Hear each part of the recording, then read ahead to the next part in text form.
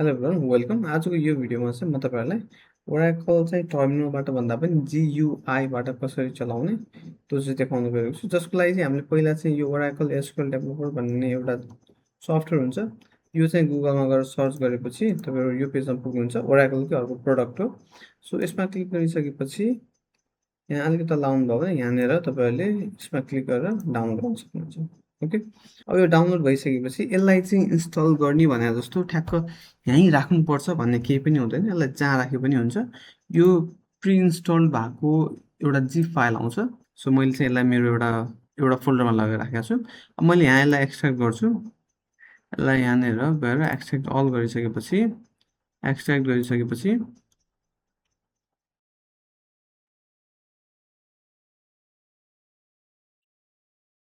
यसरी चाहिँ यहाँनिर यो एक्सट्र्याक्ट भएर आउँछ। एक्सट्र्याक्ट भइसकेपछि यसलाई चाहिँ इन्स्टल गर्नु केही गर्नु पर्दैन। जस्ट यहाँनिर क्लिक गर्ने, यहाँ जाने, यहाँ गइसकेपछि यो लास्टको एसक्यूएल डेभलपर भन्ने छ, यसमा क्लिक गरिसकेपछि यहाँनिर यो खुल्छ।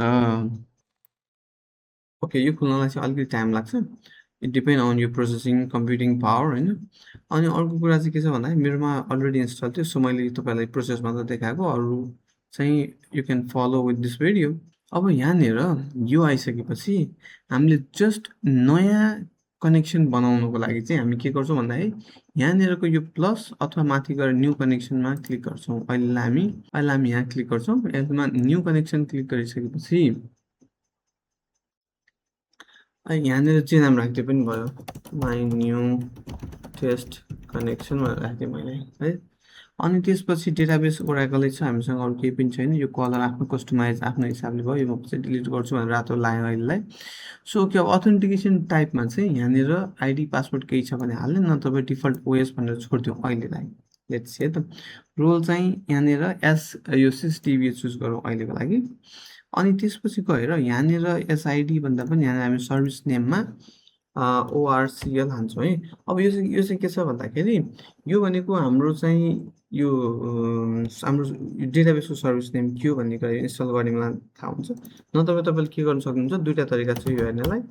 यहाँ कमान्डमा गइसकेपछि लिसनरको LSNRCTL स्ट्याटस हान्नुभयो भने यहाँनिर ठ्याक्क देखिन्छ। यहाँनिर सर्भिस भनेर यो ORCL लेख्यो हो। यो चाहिँ हाम्रो सर्भिसको नेम हो होइन। यहाँनिर हामीले ORCL हालेपछि ORCL भइहाल्यो। अरू बाई डिफल्ट केही गर्नु परेन। जस्ट यसमा चाहिँ के छ भन्दाखेरि यो काम नगर्न सक्छ है। जस्तो यसले के भन्यो भन्दाखेरि यहाँ चाहिँ लिसनर कता listener cannot connect no listener भन्यो नि होइन। यहाँ चाहिँ के थियो, मैले 15-22 गरेको थिएँ मेरो लागि। सो त्यो गर्न नहुन सक्छ।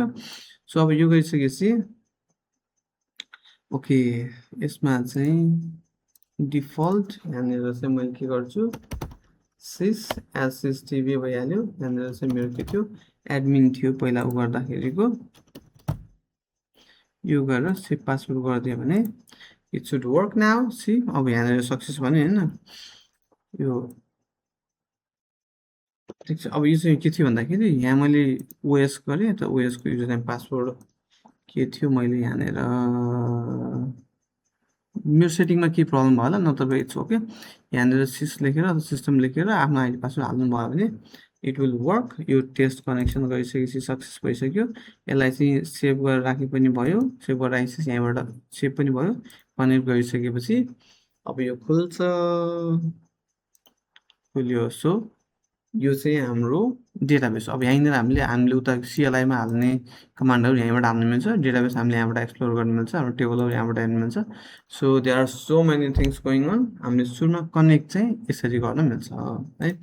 अब एउटा मात्र झुकिने ठाउँ भनेको यहाँनिर यो कनेक्ट गर्ने बेलामा यहाँनिर के हाल्ने भन्ने हुन्छ। त्यसको लागि तपाईँहरूले त्यही सम्झिनु पर्ने। यहाँ जे नाम दिए पनि भयो, यो बाई डिफल्ट भइहाल्यो। यहाँनिर डिफल्ट अहिलेलाई तपाईँहरूले सुरुमा त सेटअप गर्ने बेलाको छोडिदिनु होला, नत्र भए यो ओएसको गरे पनि हुन्छ। कहिलेकाहीँ प्रब्लम आयो भने चाहिँ बाई डिफल्ट चाहिँ त्यसमा छोडिदिनु होला। अनि त्यसपछि पोर्ट बिर्सिनु भयो, तपाईँहरूको 15-21 हुनुपर्छ। चेन्ज गर्नु भएको छैन भने मैले चेन्ज गरेको थिएँ। सो त्यो भएको हुनाले प्रब्लम आयो। अनि त्यसको सर्भिस नेम चाहिँ हेर्नलाई एउटा त्यो तरिका भयो भने अर्को तरिका भनेको तपाईँहरू यो कमान्ड लाइनमा त छ मामी होइन। जस्तो कि SQL प्लस SSTV यो गरिसकेपछि सेट है।